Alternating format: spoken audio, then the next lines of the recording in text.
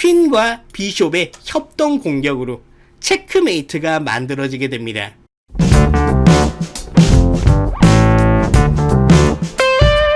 여러분 안녕하세요. 천명신화의 체스 이야기 김도윤입니다. 오늘 체스 명경기는요, 두 번째 세계 챔피언이었던 에마뉴엘 라스커의 인생 경기 하나를 가져왔습니다.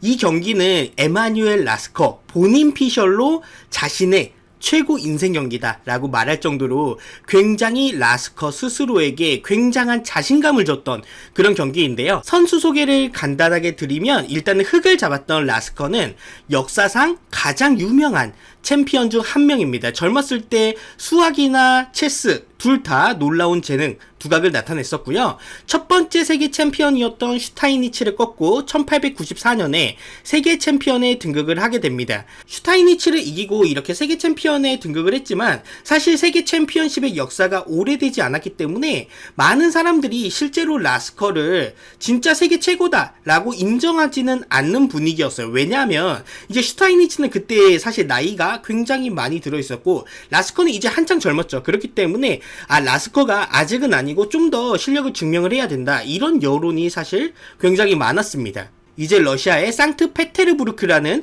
도시에서 열린 토너먼트에 라스커가 초대를 됐는데, 근데 사실 굉장히 그때 주목받고 있던 체스 선수가 있었는데, 그게 바로 이 게임에서 100을 잡았던 필스버리입니다. 이제 필스버리도 굉장히 젊은 나이였고 굉장히 많은 대회들에서 두각을 나타낸 그런 선수거든요. 그렇기 때문에 사람들은 아직 라스커가 세계 챔피언이지만 실제로는 필스버리가 더 잘할 거야 라고 많은 사람들이 생각했습니다.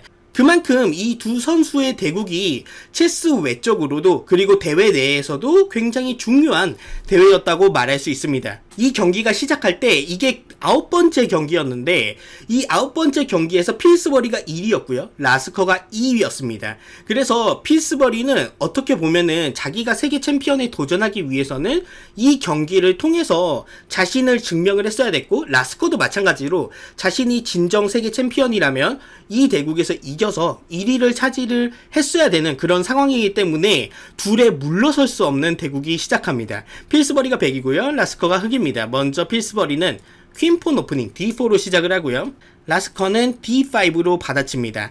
필스버리가 퀸스 갬빗으로 오프닝을 시작하는데요, 퀸스 갬빗 디클라인으로 진행이 됩니다. 자, 그러면 나이트가 C3로 나오면서 나이트가 전개하면서 자연스럽게 커버해주고요, 이때 나이트가 F3로 한번 필스버리가 기다릴 때 라스커가 C5로 세미 타라시로 들어갑니다. 이제 보통 타라시는 나이트를 안 빼고 이렇게 바로 빼는 거를 타라시라고 하고요, 한번 기다리면서 그 다음에 C5 하는 거를 이제 보통 세미 타라시 이렇게 많이 얘기합니다.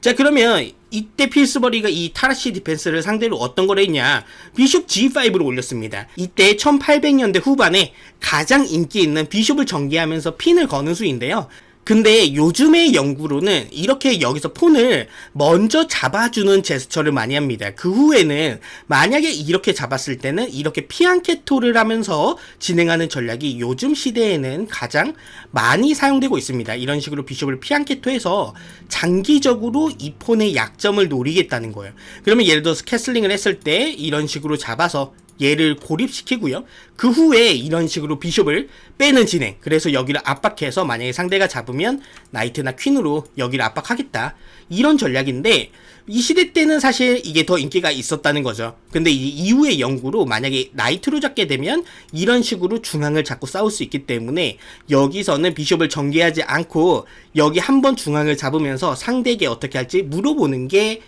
더 낫다라는 겁니다. 네, 필스버리는 비숍 G5를 어쨌든 선택을 했고요, 이때 중앙을 잡습니다.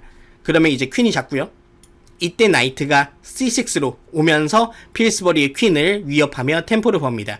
그러면 이때 퀸이 H4로 빠지는데 굉장히 공격적으로 보이지만 어쨌든 현대 체스 이론에 의하면 먹히지 않은 실수라고 판단이 됩니다.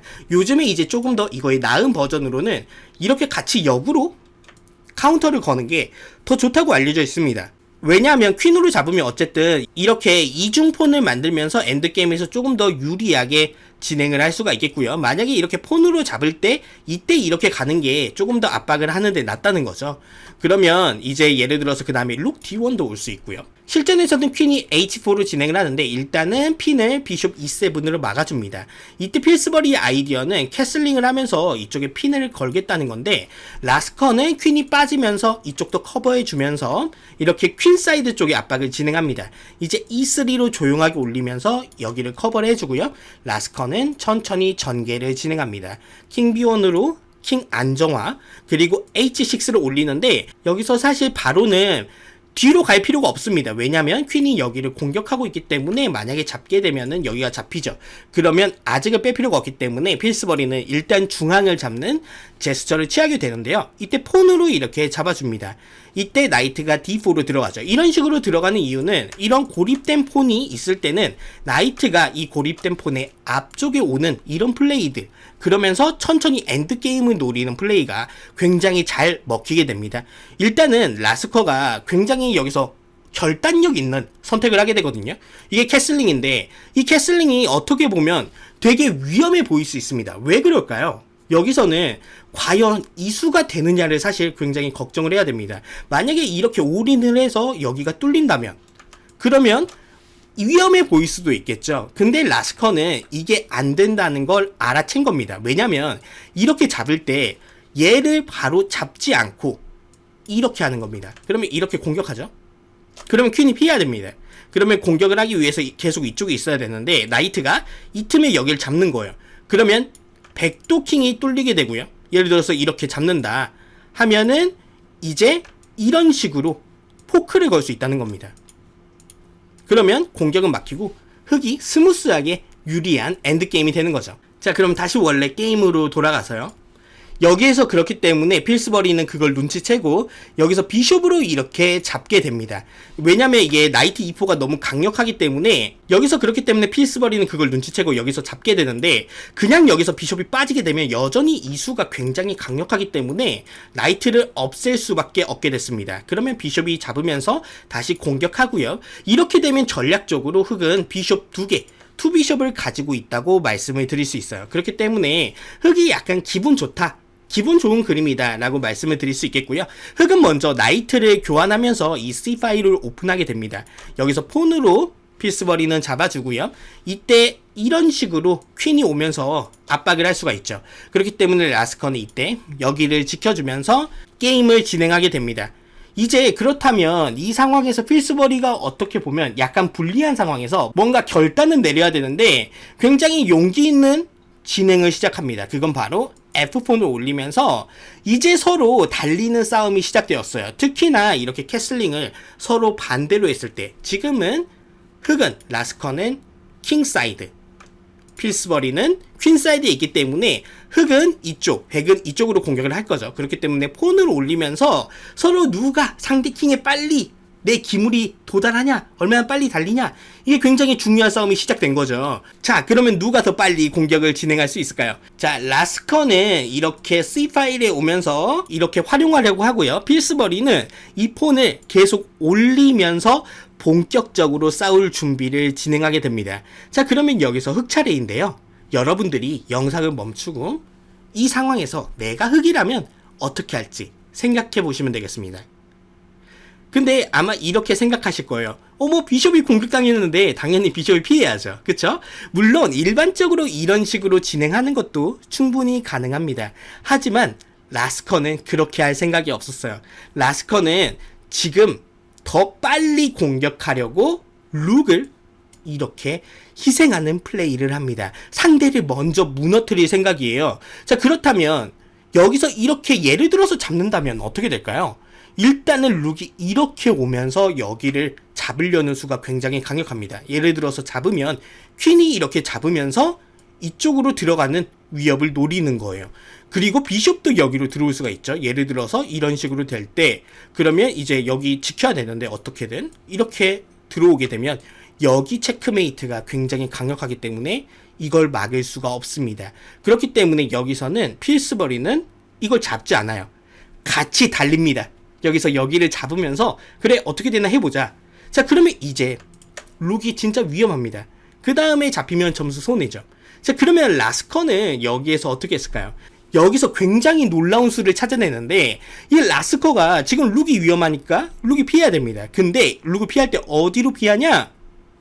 바로 여기로 피하게 됩니다. 공격받는 자리에서 또다시 공격받는 다른 자리로 피하게 됩니다. 굉장히 충격적이고 찾기 어렵지만 굉장히 강력한 한 수입니다. 왜냐면 이걸 잡지 않으면 이제 이렇게 잡아서 킹 공격을 노리겠다는 거예요. 자, 그러면 이렇게 만약에 잡게 되면 어떻게 될까요? 아이디어는 어떤 거냐면 예를 들어서 이런 식으로 체크를 걸겠다는 겁니다. 그러면 이쪽으로 오게 되면 룩이 참여할 수 있다는 아이디어고요. 만약에 킹이 이런 식으로 피하게 되면 이쪽이 뚫린다는 아이디어입니다. 그러면 이제 예를 들어서 룩을 희생한다고 해요. 그러면 뭐 킹이 피하겠죠. 이때 이걸 잡으면서 그러면 이 룩의 F 파일이 갑자기 열리게 되면서 예를 들어서 이런 식으로 그럼 피할 때 룩이 이렇게 들어올 수 있습니다. 그러면 이제 위험하죠? 방어는 하나밖에 없고요. 지킨다면 다시 체크를 걸고 피할 때 이런 식으로 들어가게 되면 이제는 이 비숍을 살릴 수가 없습니다. 룩이 위험하기 때문에. 그렇기 때문에 라스커의 이 공격 설계가 굉장히 강력하다라고 말씀을 드릴 수 있겠고요. 그래서 여기서 필스버리는 여기서 이렇게 먼저 잡게 됩니다. 굉장히 어떻게 다루기 어려운 상황에서 최대한 많이 공격을 해보려는 거죠. 자, 그러면 룩이 이렇게 잡고요. 이때 필스버리가 여기를 잡게 됩니다. 그래서 이제 비슷한 아까 보여드렸던 퀸 B6 아이디어로 여기를 압박하면서 공격을 진행하려고 하는데요. 여기서 킹이 피하게 되면 이렇게 되면서 아까와 비슷한 상황이 되고요. 킹이 C2로 만약에 이쪽으로 피하게 되면 이렇게 룩이 이렇게 오면서 굉장히 강력한 공격이 되기 때문에 여기서는 여기를 잡히지 않는 게 더 중요하다고 본 거예요. 그렇기 때문에 필스버리가 이런 식으로 막으면서 한 턴을 법니다. 그러면 일단은 이렇게 체크가 되지만 여기가 잡히지 않기 때문에 어쨌든 공격을 한번 막았다 라고 할 수 있어요. 그리고 여전히 백은 기물이 앞서고 있기 때문에 여기만 잘 막으면 게임을 이길 수가 있습니다. 여기서 라스커는 이런 식으로 들어오면서 최대한 룩이 빠르게 전투에 이런 형태로 참여하겠다 이런 생각을 가지고 있었는데요. 여기서 더 좋은 수는 퀸이 C4로 오는 겁니다. 그럼 백 입장에서는 여기를 보호를 해야 되거든요. 이런 식으로 이렇게 보호를 할 때 여기서 흑이 이런 형태로 들어올 수 있습니다. 아이디어는 여기로 가는 것, 그리고 여기로도 들어갈 수 있습니다. 그렇기 때문에 굉장히 이거를 막기가 어렵다는 거죠. 이제 이런 형태로 막아야 되는데 이제 이런 형태로 막게 될 때 아주 좋은 수가 있습니다. 왜냐면 이렇게 여러 개가 걸려있기 때문에 여기를 먼저 잡게 되면 상대 입장에서는 이게 지는 엔딩으로 가게 될 수밖에 없어요. 예를 들어서 잡게 되면 여기서 여기를 먼저 잡고 그러면 이제 어떻게 해야 되죠? 여기를 잡을 때 여기를 잡고 그 다음 여기를 잡겠다는 거죠. 굉장히 복잡하지만 퀸10호가 굉장히 좋은 수였다. 근데 이미 라스커는 여기서 시간이 되게 부족하게 됩니다. 그렇기 때문에 어쨌든 빨리빨리 둬야 하는 그런 상황에 오게 됐고요. 룩시7으로 플레이를 하게 됩니다. 이때 어쨌든 여기를 막으면서 필스버리가 굉장히 잘 막게 되는데 일단은 라스커는 이런 식으로 룩이 오면서 여기에 대한 좀 더 강한 압박을 진행하거든요. 근데 여기서 이제 여기가 위험하니까 필스버리는 일단 재빨리 여기로 와서 지킵니다. 근데 여기서 놀랍게도 이 포지션을 아직은 백이 무승부까지는 만들 수 있는데 그게 이제 여기를 안 지키는 겁니다. 여기 룩이 원으로 오게 되면 이게 사실 게임이 되거든요. 예를 들어서 이런 식으로 공격한다고 했을 때 룩이 체크를 걸어요. 그러면 킹이 이렇게 피하겠죠. 그러면 이런 식으로 체크를 걸면 폰으로 막을 수밖에 없거든요. 그때 여기를 희생하는 거예요. 그러면 여기서 이제 반복 체크가 이렇게 나오게 되거든요. 그러면 무승부까지는 노려볼 수 있다. 근데 여기서는 일단은 이렇게 지키는 선택을 하게 됩니다. 실전에서 이제 이수에 대해서 라스커는 이제 룩이 C3로 오면서 공격을 이어나가려고 하는데요. 자, 일단은 필스버리는 퀸이 방어에 참여할 준비도 하면서 여기를 차단하는 선택을 하게 되는데요.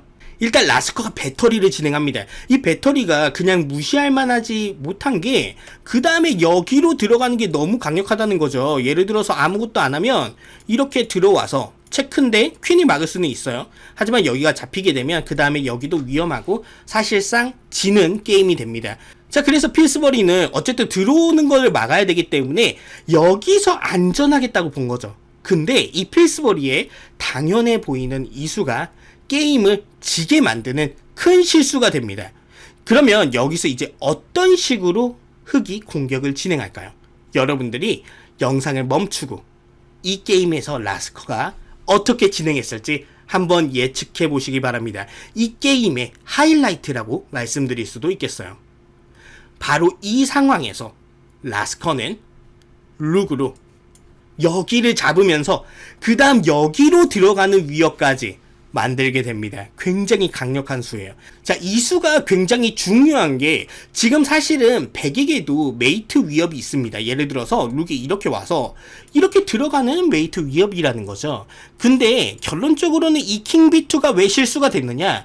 만약에 여기로 갔다면 게임 양상은 완전히 달라졌을 겁니다. 자, 예를 들어서 똑같이 라스커가 이런 식으로 한다고 했을 때 여기서는 룩시원이 된다는 겁니다. 왜 그러냐면 이제 빠져야겠죠. 예를 들어서 체크를 걸고 이제 빠졌을 때 여기에 대한 공격이 있다는 겁니다. 그러면 굉장히 이거를 막기가 까다롭겠죠.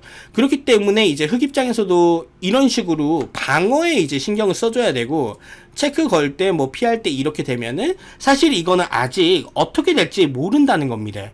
왜냐면 이런 킹비원을 했을 때는 아까처럼 이렇게 했을 때 여기 방어가 생긴다는 게 핵심입니다. 그러면 이제는 안전하죠. 근데 필스버리가 여기로 오면서 이제 이렇게 하니까 여기 방어가 없어진 거예요. 그렇기 때문에 필스버리는 여기서 체크를 걸고 나서 여기를 잡게 되거든요. 근데 여기서부터 아주 놀랍게 게임이 끝나게 됩니다. 자, 바로 퀸이 이렇게 체크를 걸면 킹은 위쪽으로 갈 수밖에 없어요. 그러면 이제 여기에서 킹을 점점 끌어내는 겁니다. B5 체크. 자, 그러면 이렇게 되겠죠. 자, 그러면 퀸이 폰의 보호를 받고 체크. 그러면 갈 곳이 여기밖에 없게 되는데요. 자, 이렇게 갈 때 마지막 비숍이 쓱 들어와서 이렇게 체크를 걸면요, 퀸이 막을 수밖에 없고요. 이렇게 퀸과 비숍의 협동 공격으로 체크메이트가 만들어지게 됩니다. 어떻게 보면 현대 체스 입장에서 보면은 어떻게 보면 이 대국이 서로의 실수가 조금씩 있었다고도 말씀을 드릴 수 있어요. 아, 필스버리가 실수해서 라스커가 체크메이트 멋지게 했네, 이렇게만 보기에는 굉장히 이 게임이 간단하지가 않은 게임이었어요. 굉장히 조금 복잡한 수익기가 필요한 게임이었고, 무엇보다 이렇게 서로 엎치락 뒤치락 하는 상황에서 체스의 여신이 라스커의 손을 들어줬다. 근데 이 게임을 통해서 라스커와 필스버리의 상황이 완전히 역전되게 됩니다. 필스버리는 주목받는 유망주였지만 이 게임 이후에 병에 걸리면서 자신의 체스 커리어가 급속도로 이제 끝나게 되고요. 라스커 같은 경우에는 이 게임을 통해서, 그리고 이 대회를 우승하면서 자신감을 굉장히 많이 얻게 됩니다. 그리고 1년 후에 슈타이니치의 재도전에서도 게임을 이기게 되고, 그 후로 무려 25년이나 세계 챔피언으로서 장기 집권을 하게 되거든요. 그 장기 집권의 시작이 이 게임이었다. 이 게임을 통해 라스커가 각성했다 라고 말씀을 드릴 수도 있는 그런 중요한 대국이라고도 말씀드릴 수 있겠습니다. 자, 오늘은 에마뉴엘 라스커 두 번째 세계 챔피언이 스스로 자신의 인생 경기라고 얘기했던 필스버리와의 대국을 살펴봤습니다. 지금까지 시청해 주셔서 감사드리고요. 앞으로도 더 재미있고 유익한 체스 컨텐츠로 찾아뵙겠습니다. 감사합니다.